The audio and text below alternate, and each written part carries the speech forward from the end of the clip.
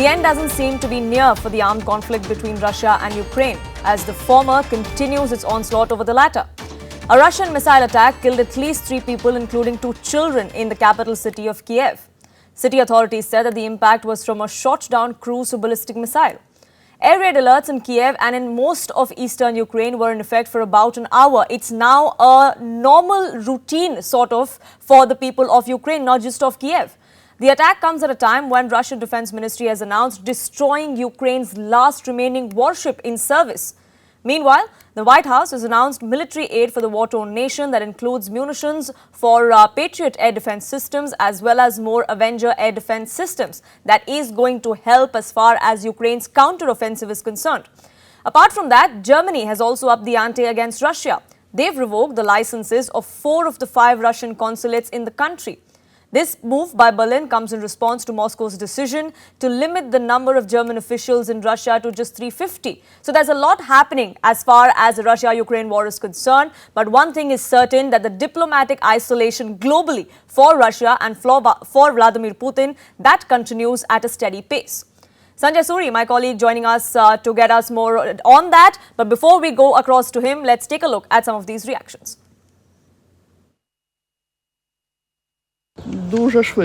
Everything happened very fast, within probably 15 minutes. Air raid siren, then the work of the air defense forces, then I think cloud of brown smoke from probably that explosion crater, and there was another cloud of grey smoke, from what I could tell as it was pre-dawn. That's it. On May the 29th, the last remaining Ukrainian warship in service, the Yuri Oliferenko, was destroyed by a high-precision strike launched by the Russian airspace forces on the naval base in the port of Odessa.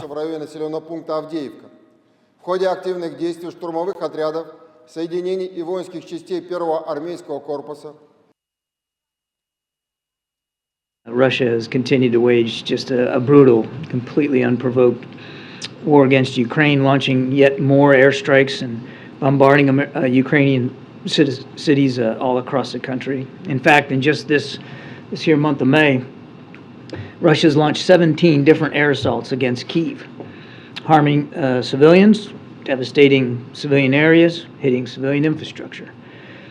Now, in response, the United States is going to continue to support Ukraine, help give them things that they need to better defend themselves. As part of all that effort, we've got an upcoming package here, which will be the 39th drawdown of equipment from the Department of Defense inventories using presidential drawdown authorities. We will use that package that we're announcing today to provide Ukraine with additional munitions for Patriot air defense systems, which Ukraine has been deploying quite effectively, as well as more Avenger air defense systems, Stinger anti-aircraft systems, and ammunition, of course, for the HIMARS, artillery, and anti-armor systems that the United States continues to provide to Ukraine. Sanjay Suri, my colleague, joining us to get us more details of what's happening 16 months almost into the war that we've seen. The diplomatic isolation globally, Sanjay, of Vladimir Putin and Russia continues. But on ground, has there been a lot of impact, so to say, of the onslaught that we are seeing of Russia? Well, this is intended to be a long term. This is not intended to damage infrastructural targets or military targets very seriously. There is, of course, what is politely called collateral damage, which means civilian casualties that the Russians clearly don't care about. This is really intended to deplete the stocks of anti-aircraft and anti-missile defense systems that Ukraine has. The fact is that, and we've been hearing this a minute back, the US is stepping up supplies of munitions to Ukraine for air defense, and this is a supply that Ukraine has for some time been running short of. To the extent that these are available and deployed, they're effective, but if they run short, then Ukraine could have a difficulty, and the Russian ploy seems to be to go on attacking inconsequential targets very frequently now. This is with a view to try and diminish the air defense ammunition stocks that Ukraine has ahead of perhaps a very large scale air assault with drones and missiles, and ahead of any planned counter attack from the Ukraine. That has been imminent for a while now. Absolutely, that counteroffensive is just around the corner is what Ukraine says, but there is no exact timeline of when that is going to happen. We are seeing more and more countries come out and provide the country with arms and ammunition, with more advanced technology, and that perhaps is going to expedite this entire process of a counteroffensive. But as far as Russia is concerned, we've seen several claims that have come to the fore from Moscow about the last warship of Ukraine being destroyed, of the kind of civilian casualties that have taken place in Ukraine. Do you think this is then more just about optics, given the kind of position Vladimir Putin is globally? Well, this could be partly optics, and any statement in a conflict situation is always at least partly optics. But there is a significant tactical issue here. Ukraine does not have a navy to speak of, and Russia is very strong navally, and that is a big differential, and Russia could begin to try and push that to its advantage.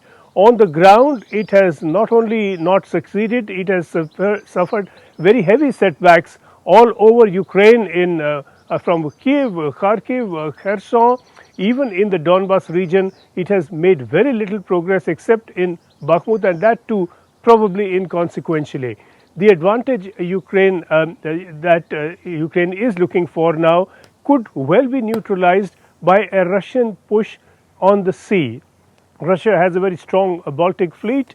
The aircraft systems that Ukraine has at its disposal are now quite limited, and for that reason Ukraine has been looking for aircraft, the F-16s particularly, and this is clearly with a view to defense of its civilian structures and military structures on the coast, particularly around the coastal city of Odessa, which has been targeted, and that is sitting on the Black Sea, and if that then gets targeted, Ukraine could be in difficulty. Right, we'll have to wait and watch what happens as far as the war on ground is concerned. But for the moment, Sanjay, thank you so much for getting us the latest. Alexandra Malevich, Chairman of Foreign Affairs Committee, also joins us on this broadcast. Thank you so much for speaking with us here on News 18 Global.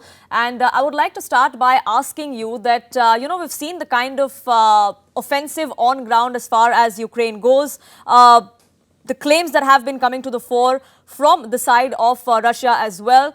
What do you think then is the way forward? What do you think the military aid that is being going to Ukraine, that's going to have an impact on this particular war?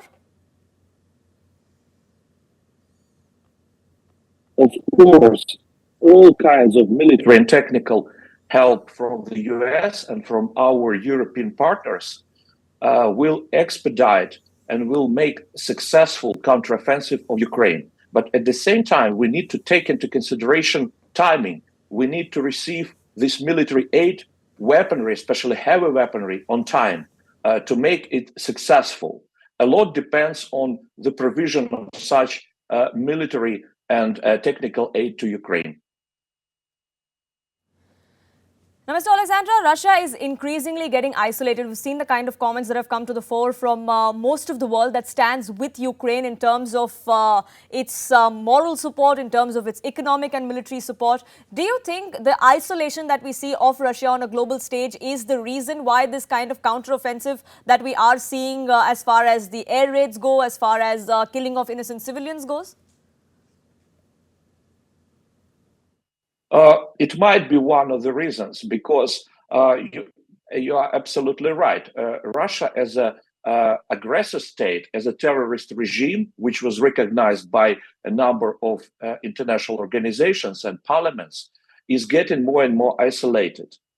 And Russia is getting desperate, especially Putin, because in less than a year, in Russia will be presidential elections in March of 2023.